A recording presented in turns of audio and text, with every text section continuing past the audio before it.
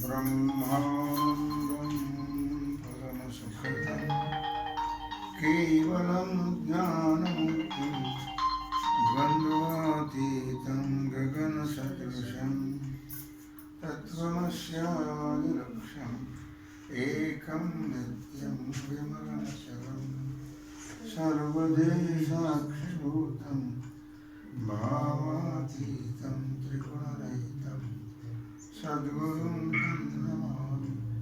गुरुर्ब्रह्मा गुरुर्विष्णु गुरुर्देवो महेश्वरः गुरुसाक्षात् परब्रह्म तस्मै श्रीगुरवे नमः। शङ्करं शङ्कराचार्यं केशवं बादरायणं सूत्रभाष्यकृतौ वन्दे भगवन्तौ पुनः पुनः। जय गिरिया स्मरण ओय सकळ विद्यांचे अधिकरण तेची वंदो श्रीचरण श्री गुरूंचे तेचे नमस्कारो नियाता।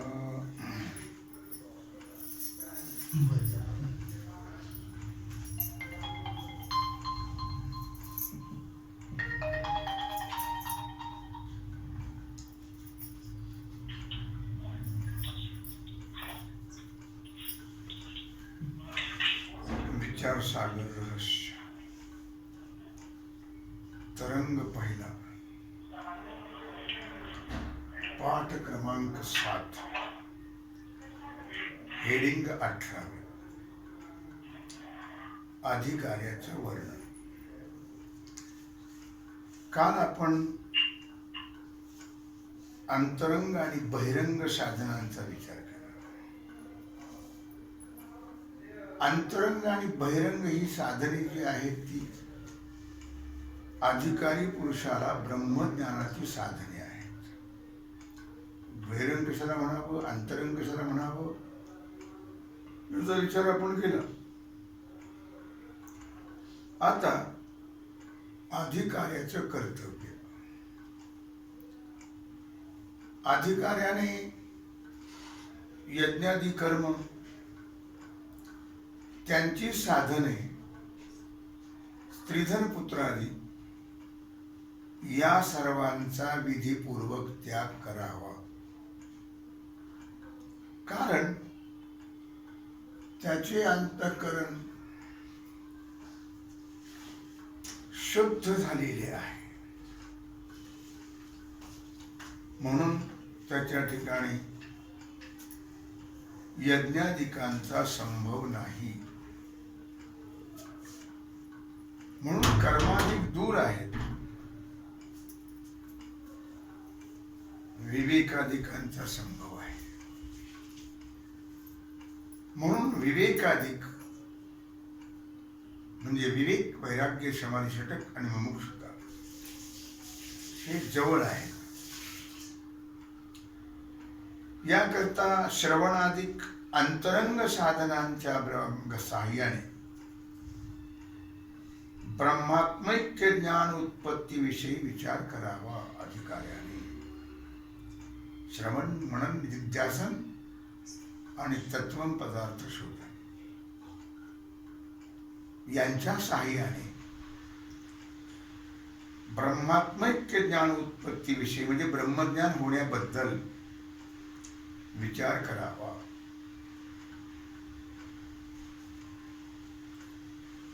आता ज्ञान साधन श्रवणाधिकांचा विचार। श्रवणाधिक हे काय आहेत? अंतरंग साधन आहेत। कशा करता? ब्रह्मज्ञान प्राप्ती करता। श्रवण, मनन, निधिध्यासन आणि तत्वम पदार्थ शोधन ही ज्ञानाची अंतरंग साधने आहेत, असं आपण वर पाहिलं।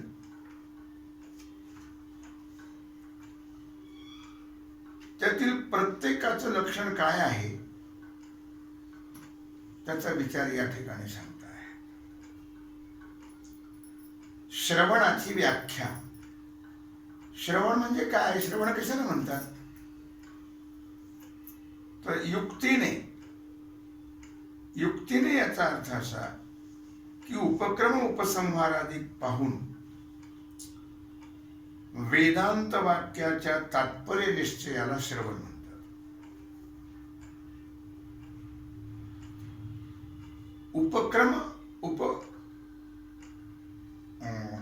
उपसंहार, उपक्रमात जो विषय आला तोच उपसंहारात आला पाहिजे. त्याला षडलिंग हे जुळले पाहिजे. त्या उपक्रम उपसंहारामध्ये अभ्यास, अपूर्वता, फल, अर्थवाद, उपपत्ती ही वाक्य तात्पर्य निश्चित करण्याची 6 लिंग आहे. म्हणून ही याला षडलिंग असं म्हणतात.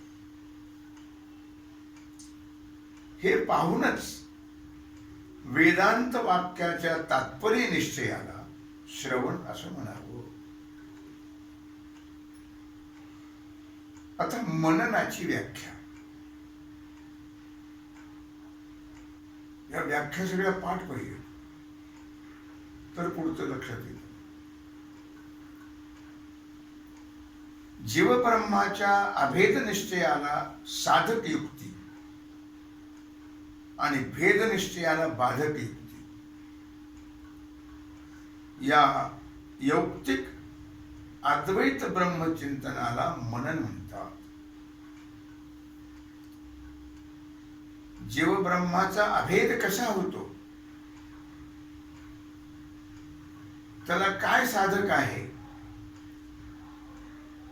त्याचा युक्तिपूर्वक विचार करणं, आणि जीवब्रह्माचा भेद कसा आहे आणि तो जीवब्रह्माचा भेद बाधक कसा आहे, हाही युक्तिपूर्वक आणि विचार करणं, याला म्हणतात मनन. जीव ब्रह्म एक आहे असं दोन्हीचं अद्वैत चिंतन करण्याला मनन म्हणतात. कारण जीव ब्रह्मैव ना परा, जीव हा ब्रह्मरूपच आहे. नंबर 3 निदिध्यासन. अनात्माकार वृत्तीचा परित्याग करून, वृत्ती नेहमी अनात्माकार असते मनुष्याची, आत्माकार होतच नाही. अनात्मा म्हणजे आत्मा सोडून बाकी सगळं काय आहे? मिथ्या आहे, कल्पित आहे. अनात्मा आहे. अनात्मा म्हणजे मिथ्या, कल्पित. या अनात्माकार असणाऱ्या वृत्तीचा त्याग करावा आणि जीव ब्रह्म ऐक्य, जीव आणि ब्रह्म यांचं हे एकच आहे, यांचं ऐक्य आहे, यांचा अभेद आहे, अशा अंतःकरणाच्या वृत्तीच्या स्थितीला निदिध्यासन म्हणतात. मितो स्वयी परब्रह्म, मितो स्वयी आत्माराम असा छंद घेण्याला निदिध्यासन म्हणतात. निदिध्यासनाच्या परिपक्व अवस्थेला समाधी म्हणतात.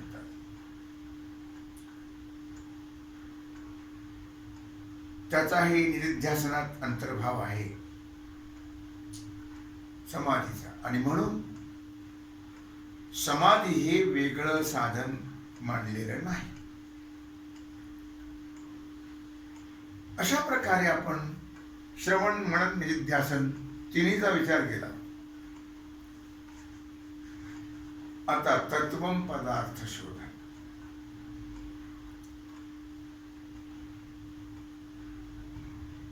तत्वमशी महावाक्यातील तत्पद वाच्यार्थाने ईश्वराचं बोधक आहे.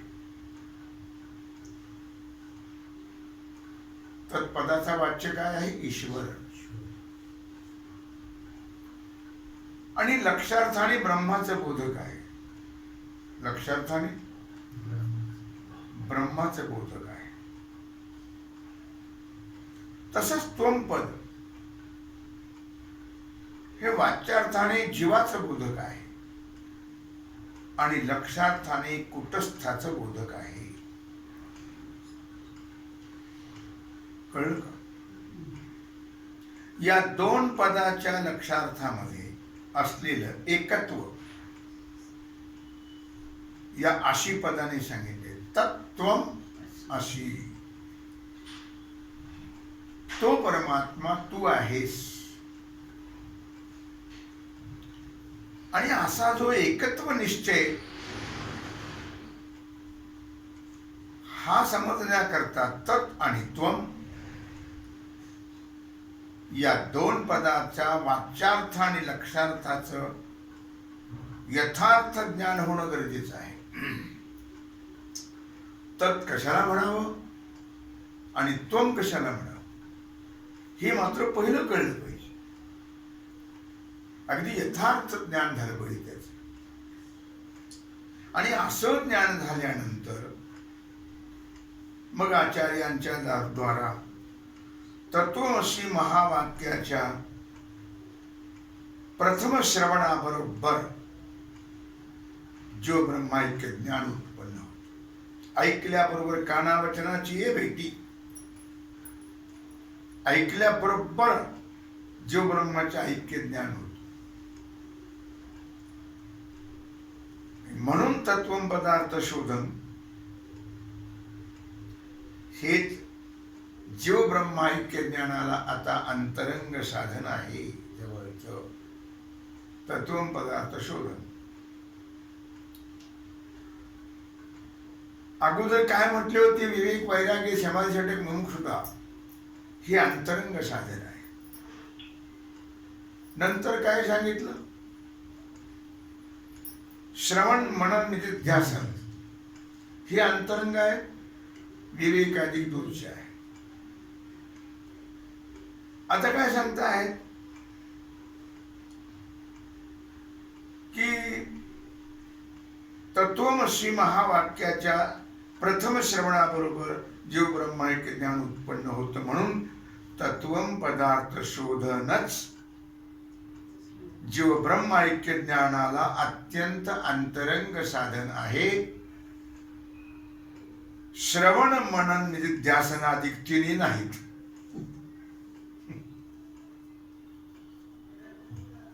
या तिन्हीचा उपयोग श्रवण मनन निधिध्यासन या तिन्हीचा उपयोग महावाक्य श्रवणानंतर जे जीव ब्रह्माऐक्य ज्ञान उत्पन्न होते त्याविषयी उत्पन्न होणारे संशय विपर्य त्यांचा नाश करण्याकरता आहे श्रवण मननाधिकाचा उपयोग. आलं लक्षामध्ये? काय काही कळलं नसतं विचारा बरं का. काय म्हटलं त्याने की तत् आणि त्वम हे अशी पदाने ज्याचं ऐक्य सांगितलं. तत्त्वम अशी, तत् म्हणजे तो परमात्मा, त्वम म्हणजे तो जीव, अशी म्हणजे आहेस. पण तो एकत्व निश्चय समजण्याकरता तत् आणि त्वम या दोन पदाच्या वाच्यार्थ आणि लक्षार्थ याचं यथार्थ ज्ञान होणं गरजेचं आहे. तत् कशाला म्हणावं? तत्पद वाच्य काय आहे, तो तत्पद लक्ष्य काय आहे, त्वमपद वाच्य काय आहे आणि त्वमपद लक्ष्य काय आहे, हे यथार्थ याचं ज्ञान होणं गरजेचं आहे. असं ज्ञान झाल्यानंतर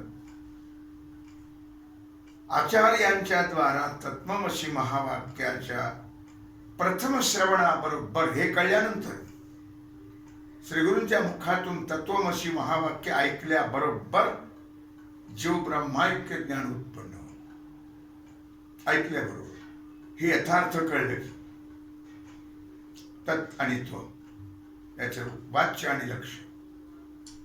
म्हणून तत्वम पदार्थ शोधनच म्हणजे तत् आणि त्वम यांचा वाच्यार्थ लक्षार्थ यथार्थ कळणेच जीव ब्रह्माऐक्य ज्ञानाला अत्यंत अंतरंग साधन आहे. श्रवण मनन निधिध्यासन हे तिन्ही नाहीत. या तिन्हींचा उपयोग महावाक्य ऐकल्यानंतर म्हणजे श्रवण केल्यानंतर जे जीव ब्रह्माऐक्य ज्ञान उत्पन्न होते. ऐकलं बुवा, तो परमात्मा तू आहेस, जीव परमात्मा स्वरूप आहे असं ज्ञान झालं. पण ते ज्ञान झाल्यानंतर शंका उत्पन्न होते. मी तर जीव आहे, मी कसं काय परमात्मा असेल? काय मी तर देह आहे, मी कसं परमात्मा असेल? असं जे संशय आणि विपरीत ज्ञान होत निर्माण, त्याचा नाश करण्याकरता श्रवण मनन निधिध्यासन आहे. आलं लक्षात? तत्व पदार्थ शोधन कळलं का? कळलं सर्वांना? तत् म्हणजे तो परमात्मा ईश्वर. तत्पद हे वाच्य ईश्वर आहे, लक्ष्य आहे ब्रह्म.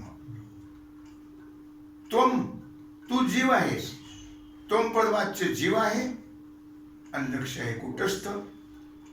आणि ब्रह्म आणि कुटस्थ एकच आहे असा अभेद ज्ञान होणं,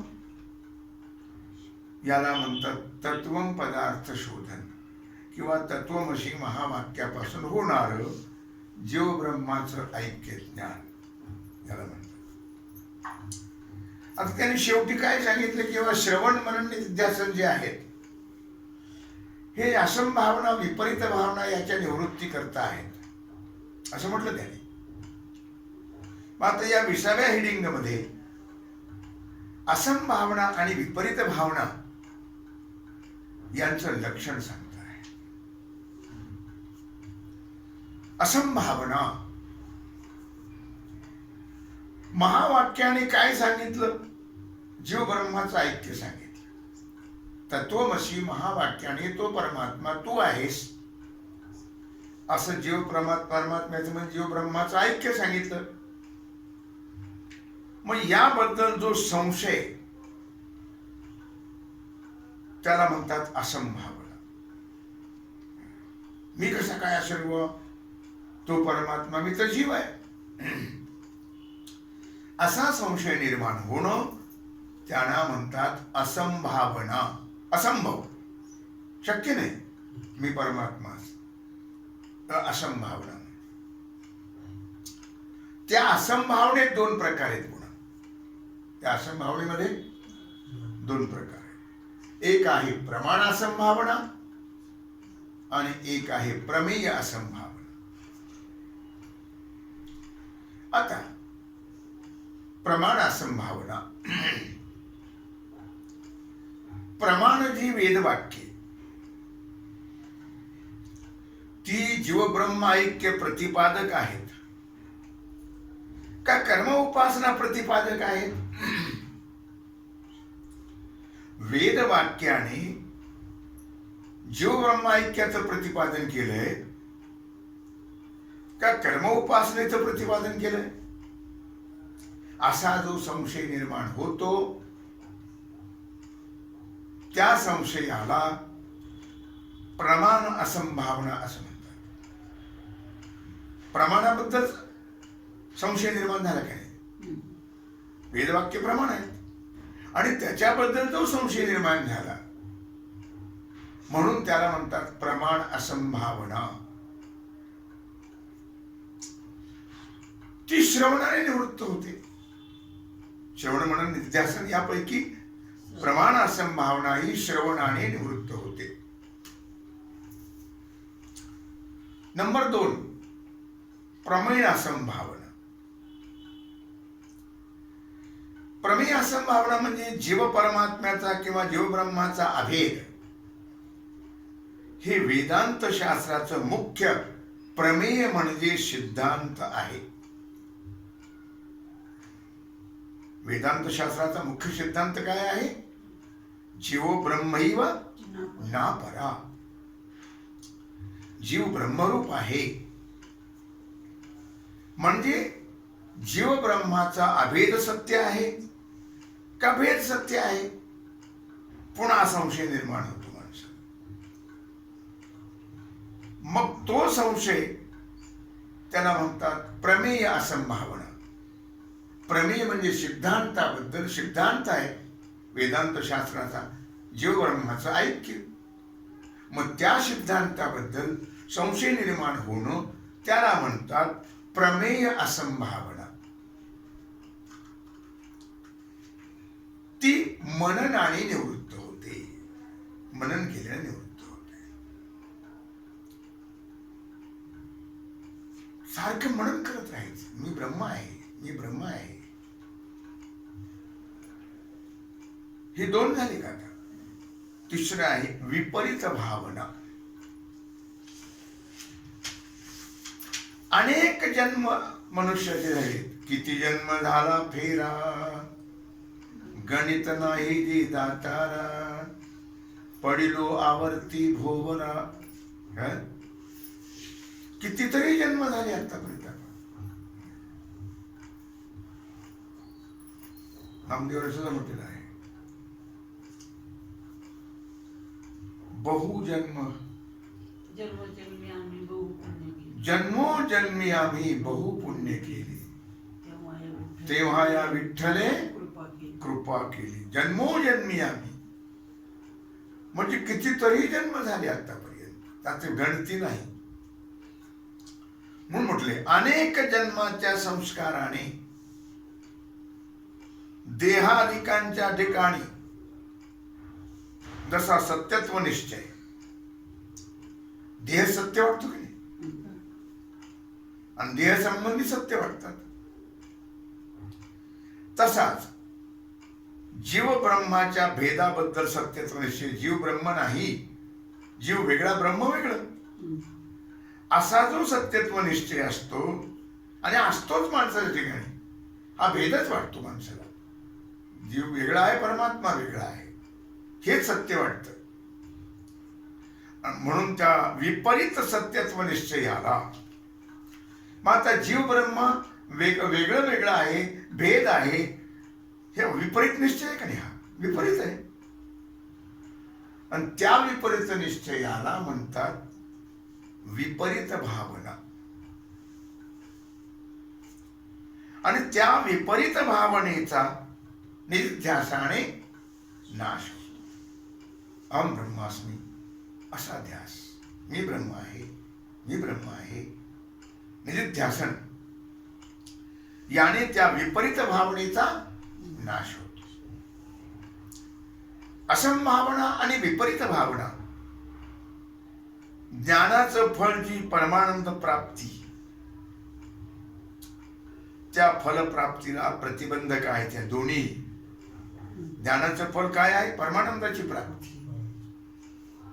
मग त्या फलप्राप्तीला या असंभावना आणि विपरीत भावना प्रतिबंध करतात. आणि असंभावना आणि विपरीत भावनाचा नाशक आहे श्रवण, मनन आणि निध्यासन. या दोन्हीचाही नाश श्रवण, मनन, निध्यासन करते. असंभावना आणि विपरीत भावना. असंभावना कळाली तुम्हाला? त्या दोन प्रकार, प्रमाण असंभावना, प्रमेय असंभावना. वेदवाक्याबद्दल संशय निर्माण होणं प्रमाण असंभावना, आणि सिद्धांताबद्दल जीव ब्रह्म ऐक्य हा वेदांताचा किंवा वेदांत शास्त्राचा सिद्धांत आहे, त्याबद्दल संशय निर्माण होणं याला म्हणतात प्रमेय असंभावना.